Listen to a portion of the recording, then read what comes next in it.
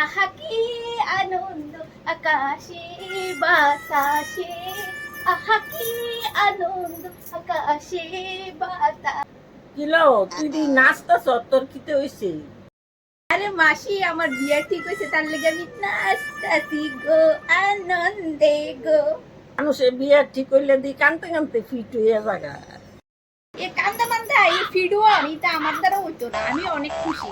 আমার যে কবে বিয়ে হইব গো মাসি, কিন্তু মনে একটা আমার খুব দুঃখ, বিয়ের ডেটটা আছে না অনেক দেরিতে ফালাইছে।